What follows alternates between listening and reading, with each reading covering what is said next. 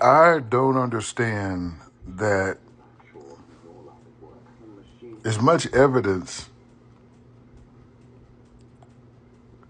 that exists that we live in a microcosmic strategic theater of the Caucasian mindset extracted from their several cultures. A simple example would be the movies we watch.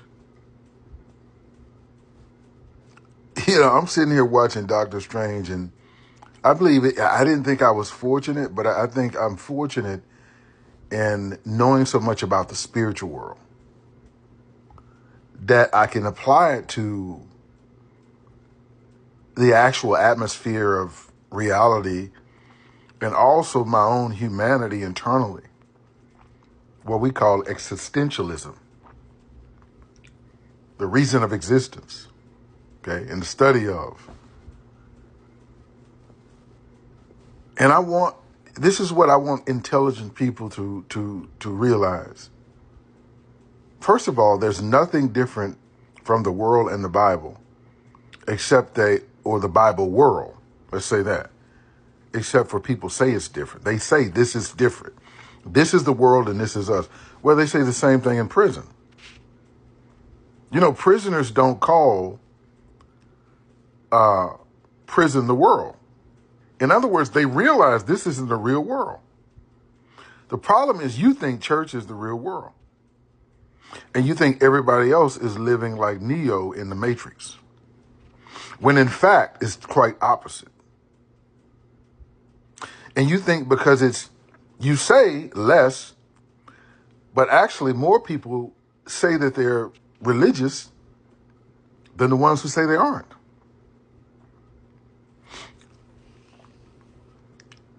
You can't be different and the same. You can't say that you're going to remove Europeanism from a book that was written by the Europeans. Inherently European, the names in it are European. Even if you convert them from Greek and you convert it from Arab, they're the two largest slave holders in the world. If y'all didn't know that, actually, the Arabs were slavers first. And they use the same thing, their religion.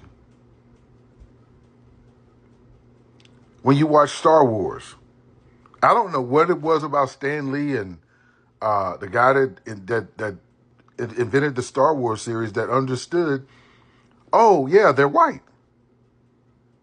All of this comes from their culture. There isn't anything you can derive right now out of yourself that's from African culture. And anybody who asks you, why does that mean anything? You're not African. I'm not. Surely you know that just skin color does not mean anything. This means history. Just like their skin has history. History lives in DNA. Oh, y'all didn't get that. You didn't get that history, that timelines exist in DNA. How do you think they tell where you come from? But we dismiss our skin. Yeah, you're African.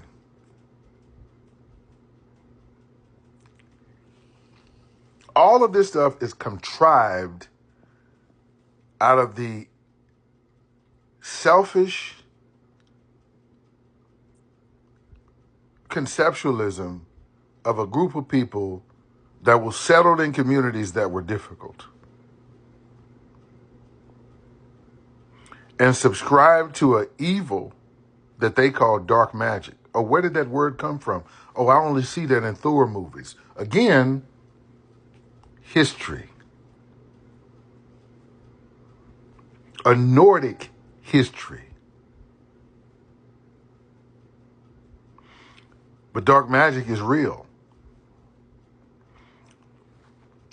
All the laws that exist in English law are derived from dark magic.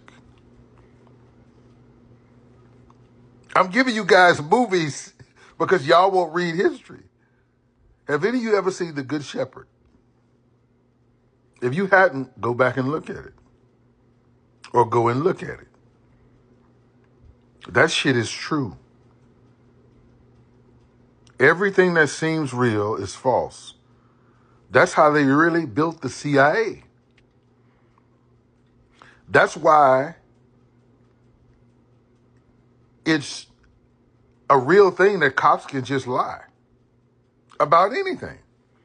And you think they're holding them accountable. No. When too many eyes are on something, they have to do something.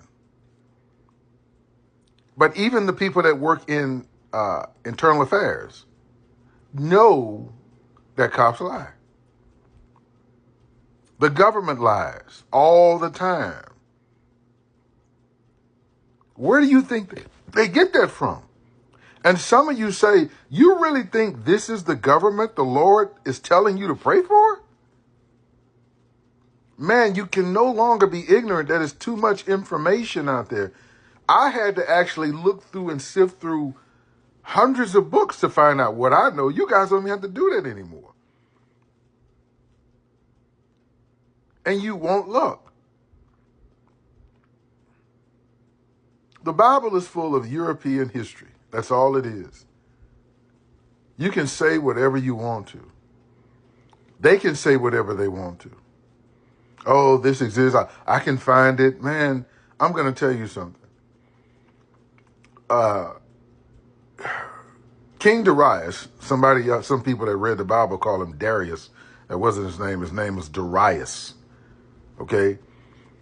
King Darius was probably the greatest king that's ever existed. And he really existed, unlike David. He really existed. None of you can find a war that David ever had with anybody outside of the Philistines. None of you, but he was the greatest. He never lost the war, okay? He never lost the war because he never was in one. Here's the thing. What I like so much about King Darius is that we call it conquer today. And even he called it conquered. Okay, so I'll leave it at conquered. When he conquered people, he never took their religion, never took their language, never changed their culture, any of that. Why? Because he wanted the people to feel comfortable.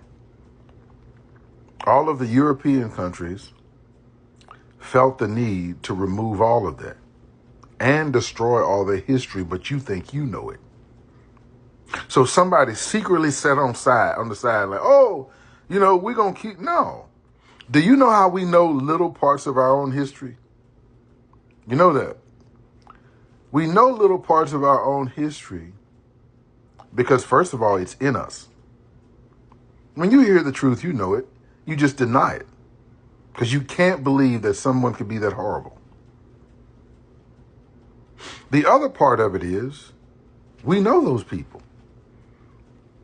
Some of us have been passed down over and over. This is the same perspective that I tell you that when I say Egyptians, these are the Arab people that are now that look Arab, they're not the true Egyptians. They don't know anybody. They have no history with anybody in those tombs. Not one.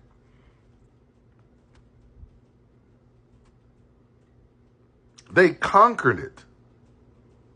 But the people that built those pyramids, they don't know those people. Because history, the Greeks rewrote history. Why has it always been? Think about it from the existence of this. Why is it that we always had to be removed?